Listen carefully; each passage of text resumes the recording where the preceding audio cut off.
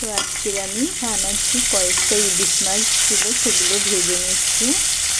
নুন আর হলুদ আর একটু লঙ্কা গুঁড়োও দিয়েছি। আজকে ইলিশ মাছগুলো ভাজা খাওয়া হবে, ভেজে নিচ্ছি।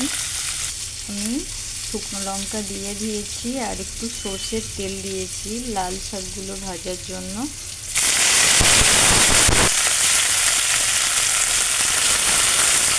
ইলিশ মাছগুলো ভাজা হয়ে গেছে, এবার নামিয়ে নেব। নুন দেব আর একটু হলুদ দিলাম।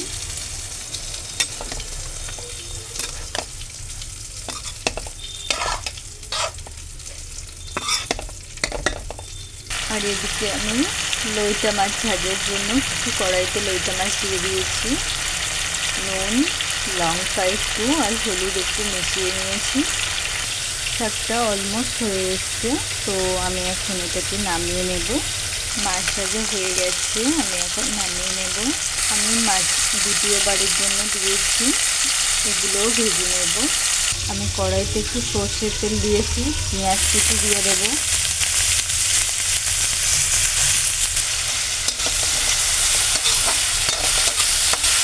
পেঁয়াজগুলোকে আমি লাল লাল করে এখন ভেজে নেব।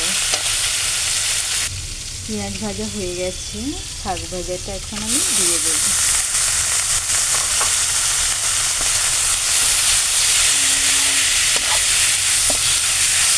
এইভাবে বানালে লাল শাক খুব ভালো খেতে, খুবই টেস্টি, গরম ভাতের সাথে খুব ভালো লাগে।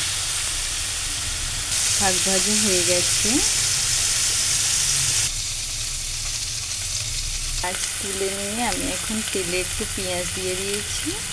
পেঁয়াজ ভাজা হয়ে গেছে, আমি একটু কাঁচা লঙ্কা কুচি আর একটু টমেটো কুচি দিয়েছি আর একটু আদা রসুনের পেস্টও দিলাম।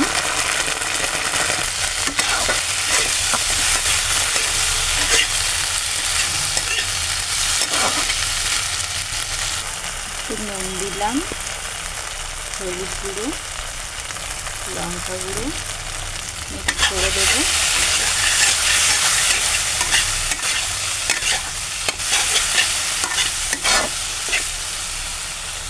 একটু অল্প পরিমাণ জল দেবো।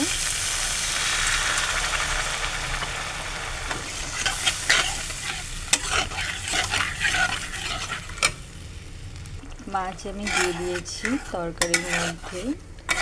তো এটা ভালো করে একটু ফুটে উঠলে ধনেপাতা কুচি দেব, ধনেপাতা দিয়ে দিলাম।